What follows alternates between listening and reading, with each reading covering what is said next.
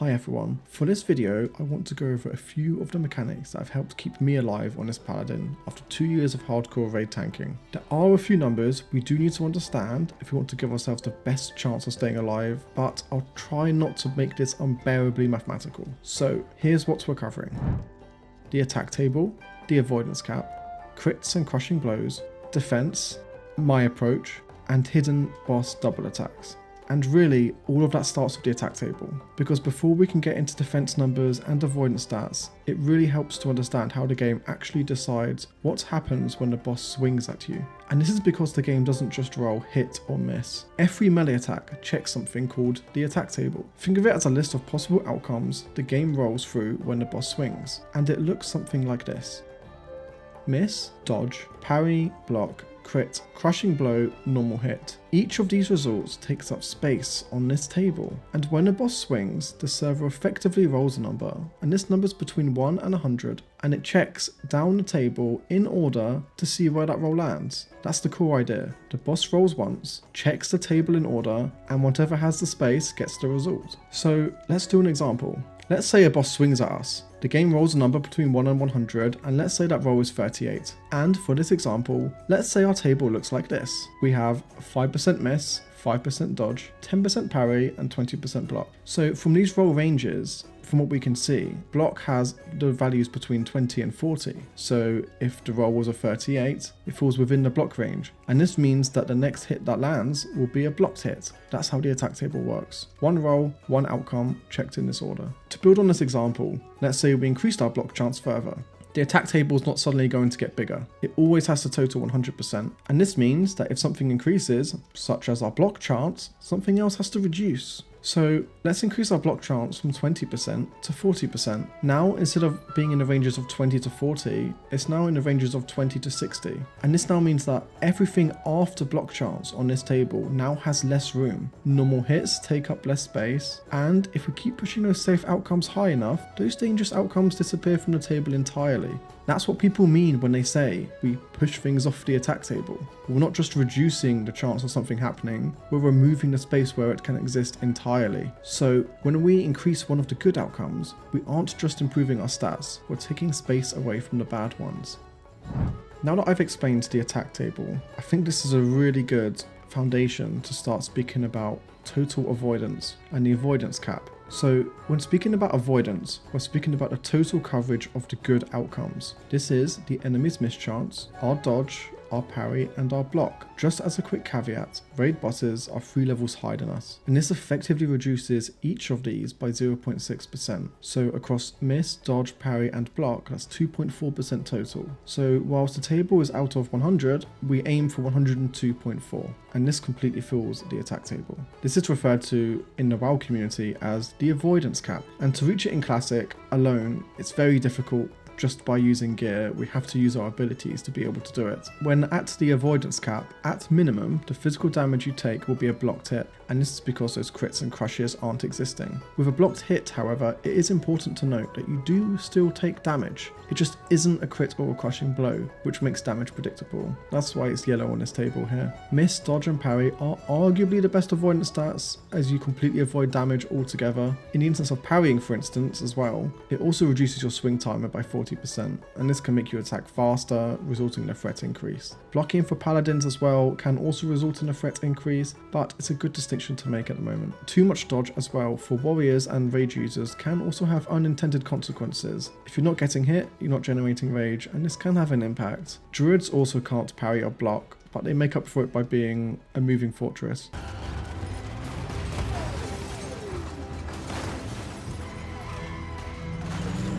So when people are talking about the avoidance cap, what they really mean is having enough total coverage that the worst outcomes are no longer on the table. Now, out of those bad outcomes, it's worth talking about crits and crushing blows. I want to start with crushing blows because they're much easier to explain. I'm not going to go into the math for this too much, but all you need to know is when talking about bosses 3 levels higher, the chance of receiving a crushing blow is 15%. The only way to avoid being crushed is being at the avoidance cap, 102.4%. As a paladin, it doesn't trigger readout. For crit, on the other hand, the chance of being crit is 5.6%, and the only way to become uncrittable is rather being at the avoidance cap or being defense capped, and receiving a crit does trigger readout. So where does defense come into all of this? Defense is one of the main stats that shape the attack table. Each point of defense skill gives the following. It gives 0.04% chance to your dodge, parry, block, and the enemy's miss chance, and it also reduces the enemy's chance to crit you by 0.04%. So by pushing more swings into the safe part of the attack table, which in hardcore is genuinely good for your life expectancy,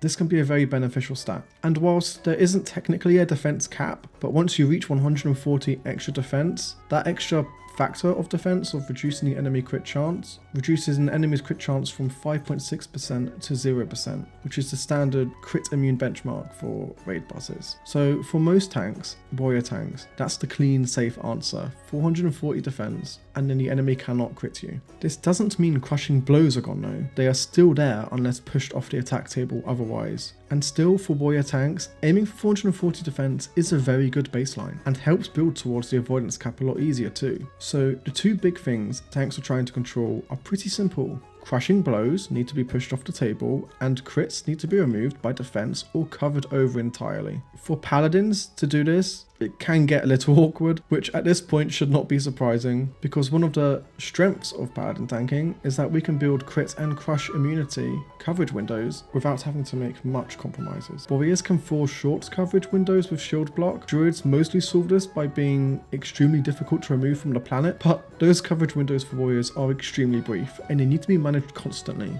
There's a real trade-off there when it comes to gearing, threat, and even talents. Paladins are slightly different. We build coverage through taking an early crit with readout and then pushing that coverage further with Holy Shield, and both of these effects last for several blocks. This means we can maintain those safer windows for large portions of a fight without having to make many compromises. This is also why I don't look at defense in quite the same way as most tanks. For me, the goal isn't just stack as much defense as possible, because if I become permanently crit immune, readout never procs, and if readout never procs, building that full coverage window becomes much harder. So what I'm really doing is balancing the setup. I want enough defense to survive the early part safely, but not so much defense that I lose access to the proc that makes the whole thing work. So in practice, what do I actually do? It's worked for me, and it may work differently for other people, is I keep my avoidance at minimum at 42.4%. I receive a crit, readout procs, this adds 30% block.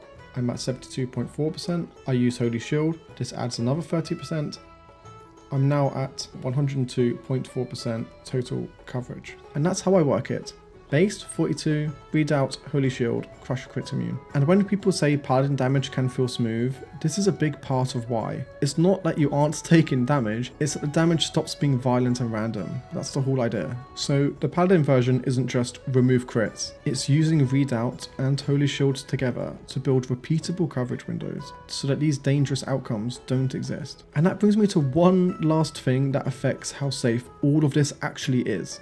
Some bosses can effectively swing twice very quickly. This isn't the same thing as Thrash, and this isn't even mentioned on Wowhead, but it matters, because if a boss gets 2 attacks close together during the wrong part of the coverage window, that's generally not ideal, and this is one of the reasons I care so much about all of this, because there isn't a one build fits all answer. You have to adapt. The 42.4% baseline is the minimum I like to work from, but there are definitely situations where I don't want to sit in that early window waiting for a readout proc. On bosses that can double attack, I'll often build higher than that and rely less on a readout because of it. It affects how I gear, and it affects sometimes how I judge bosses, and it affects how much risk I'm actually willing to take on an opener. So an example of this, if you were to get crits during a double attack window and you don't already have Holy Shield up, you're probably not pressing it in time for the second swing. It's a double attack, the second hit is already on the way. So in situations like this, I'll sometimes use Holy Shield before the first hit even lands. That way, if I do get crit, Holy Shield is already active, readout then becomes stacked on top of Holy Shield for the second swing, and the trade-off now is that you're gambling with a different worst case scenario. So the main thing I want you to take away from this section is be aware of double attacks, keep an open mind with your build, and don't assume the same setup is correct for every boss. Sometimes 42.4% is enough and we can rely on the readout into Holy Shield battery to 102.4%, but sometimes we really don't want to play with that early readout window at all and Holy Shield early. I will link a resource in the description for which bosses do it, because it's one of the things that sounds fake until it kills you. So in summary, we've covered the attack table decides every incoming hit, 102.4% coverage between miss, dodge, parry and block, removes crits, crushing blows and normal hits from the attack table. Paladins build coverage to remove crits and crushing blows with redoubt and holy shield. 440 defense is the standard benchmark for removing boss crits directly, but we don't always want to aim for this. And boss swing patterns, such as double attacks, can change what safe actually looks like. Thank you for taking the time to watch this, and just to say, I'm only one paladin, and there are definitely people who will do things differently. If there's anything in here you disagree with, or want to question, or you have a different perspective on, please do share it. I've linked a lot of resources and sources in the description, and a big part of this video also comes from my own experience and what's worked for me over the last couple of years tanking in hardcore. I hope this has been informative, and I will see you in the next one.